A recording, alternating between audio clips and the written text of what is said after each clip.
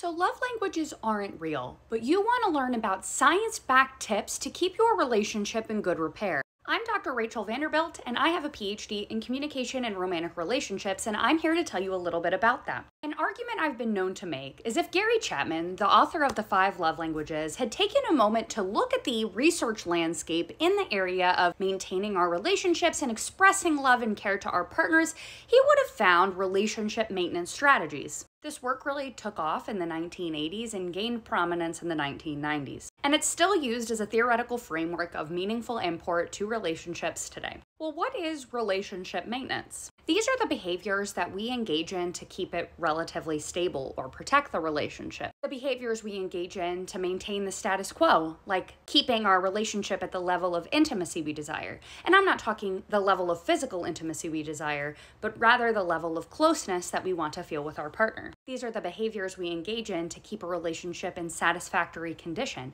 by maintaining desirable characteristics of the relationship, like how committed or satisfied we are, or feelings of liking and love with one another. Finally, it's the things that we do to keep our relationship in good repair. Unlike Gary Chapman's 5 love languages, relationship maintenance behaviors can be either strategic or non-strategic. Can be non-strategic in the sense that someone may enjoy cooking, so that's the role that they pick up in the relationship, and although it serves a function of keeping the relationship in good repair, it's also a thing that someone likes to do, so they're not necessarily doing it in service of the relationship. But the same behavior can also be strategic. For someone who doesn't enjoy cooking, you may want to show off how responsible or likable you are to your partner, and so you engage in this behavior to demonstrate those traits. In 1991, Stafford and Canary published a paper in which they outlined 5 strategic relationship maintenance strategies that might be employed by people in relationships. These behaviors being positivity, openness, assurances, social networks, and shared tasks. The first category of behavior is positivity, which is being upbeat and cheerful even when maybe we don't feel like it, or avoiding criticizing our partner even when we have good reason to criticize them, or maybe doing something spontaneous or fun together. The second category is called openness, which you may also call something like relationship talk.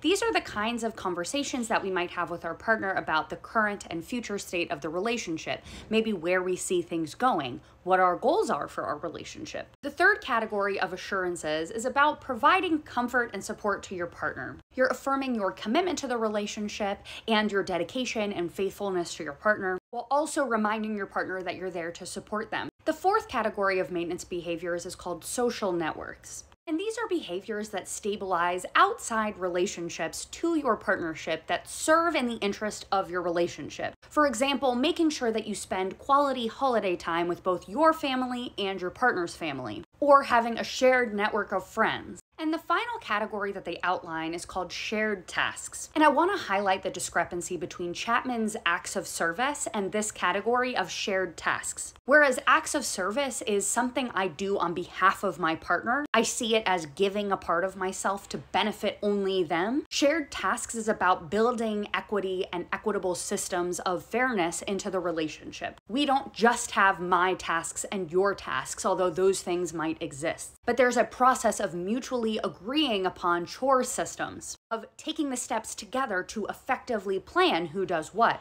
to make sure that both partners are contributing fairly and equitably to the maintenance of the household. You can see that some of these behaviors are going to be things that are non-strategic. They're things that people may do just because they're good at it. But there are other strategies that can be employed more strategically to ensure that the relationship is functioning effectively. Specifically, employing positivity and openness in the relationship has been shown to demonstrate meaningful movement in outcomes like commitment, satisfaction, and love in our relationships. In addition, openness can, on its own, have detrimental effects on relationship satisfaction if people aren't both positive and assuring at the same time. Because if you're having an honest conversation about the state of the relationship and you're not necessarily having a positive conversation about what you're thinking and feeling about your relationship, not being positive, so not avoiding criticism or being kind in that conversation, and also not assuring your partner about your dedication to them and the relationship